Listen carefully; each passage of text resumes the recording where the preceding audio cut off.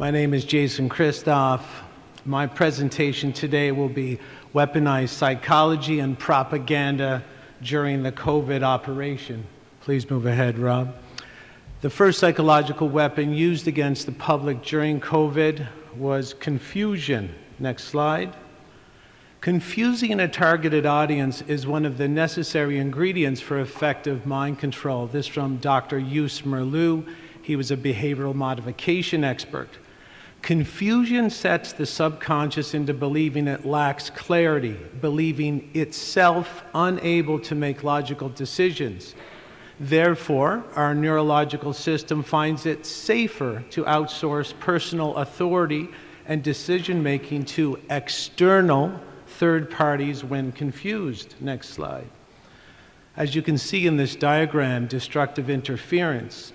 Opposing beliefs cancel each other out energetically, causing a flat line and a cessation of thought. That means if you're in the ruling group and you can confuse the group you're ruling, you can stop them from thinking, and then you will be able to manhandle them psychologically at will. Next slide. This is confusion examples launched at the public during COVID. Gyms were closed during a declared health emergencies, yet liquor stores, fast food restaurants, weed shops in Canada, and junk food corner stores were open for business. You weren't permitted to bring your own grocery bags from home to the grocery store, yet you were permitted to wear your clothes to the grocery store, which also came from home. Next slide. You had to enter a restaurant standing, wearing a mask, yet when you sat down, you could take the same mask off and then the mask back on when using the toilet.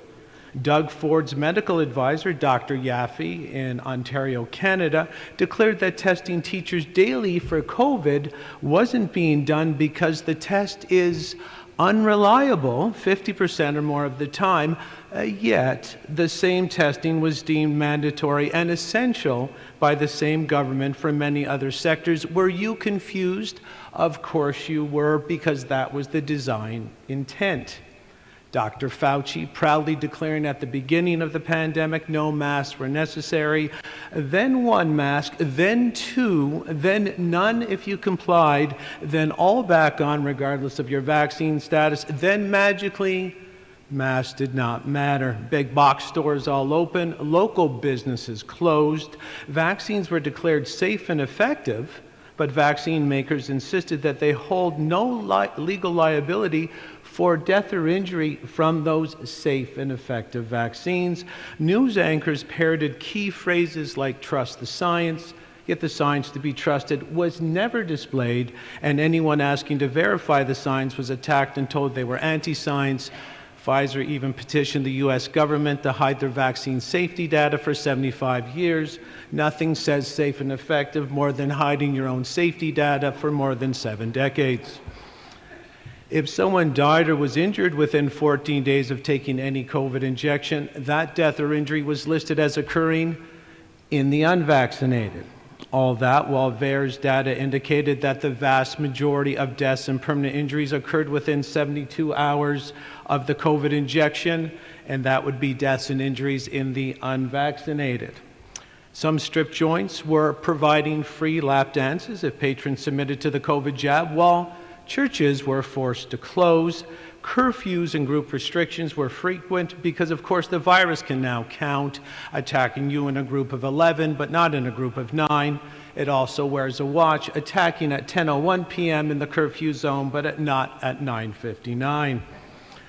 Elected officials deferred to non-elected experts, bypassing the very foundations of our democracy. Were you confused? Of course you were. That was the designed intent.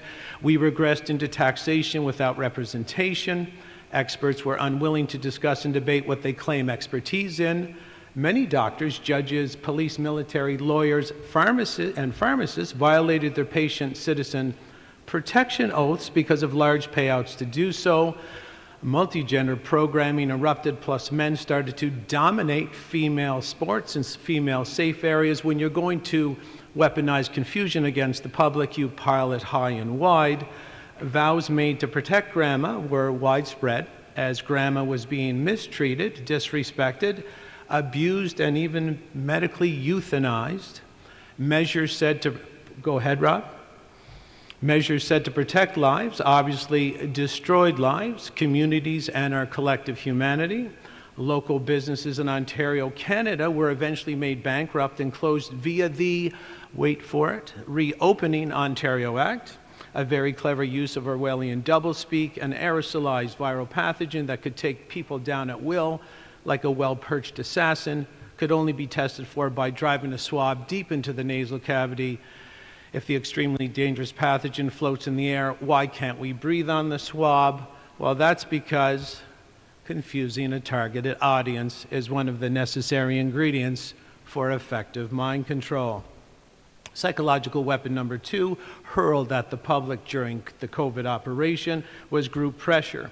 If we understand the mechanism and motives of the group mind, is it not possible to control and regiment the masses according to our will without them knowing it? This is from Edward Bernays, otherwise known as the father of propaganda. Human pressure to fit into the herd is genetic, a safety mechanism which operates outside our control, much like how a cut heals itself.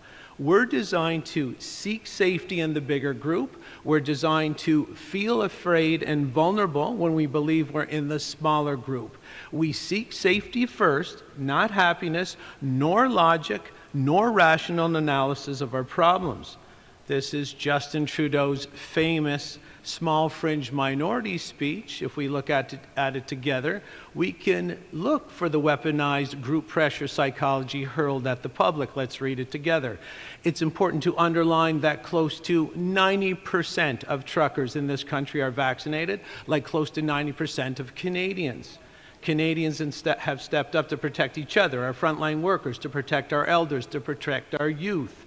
And the overwhelming majority, close to 90%, have done exactly that, got vaccinated. The small, fringe minority who are holding unacceptable views do not represent the views of Canadians who know that following the signs and stepping up to protect each other is the best way to ensure our freedoms, our rights, and our values. This is a clear indication of where the safe majority can be found and a clear indication of where the unsafe minority can be found. The human nervous system takes it from there. And as you can see, there's also confusion as this man laments to be protecting our freedoms, our rights, and our values as he destroys our freedoms, our rights, and our values.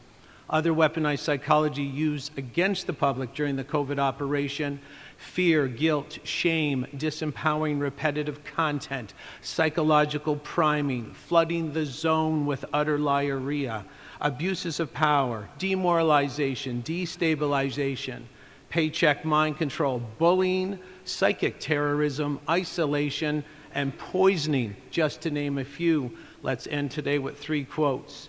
If we know how the magician executes his tricks, the magic show fails to impress. This is why it's very important each and every one of you learn about psychological manipulation so we can sidestep the next psyop that comes our way.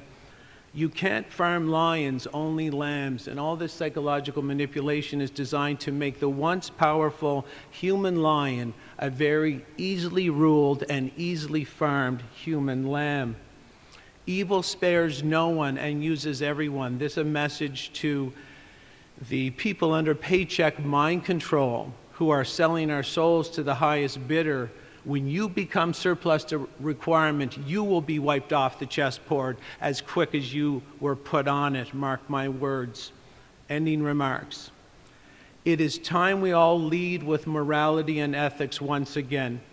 It's time each person dedicate on a personal level to the founding principles of our great nations. I have a dream to see justice, morality, and ethics fly high over all our lands once again. It is time to level up, adult up, power up, and lion up. The great lion in all of us sleeps no more. I believe in each and every one of you. It's time we all bring the light back. We will make the world great again by making ourselves great again. Be brave, lead, take action, Fear nothing and let your line be heard. Pay very close attention today to the work of Dr. Merrill Nass.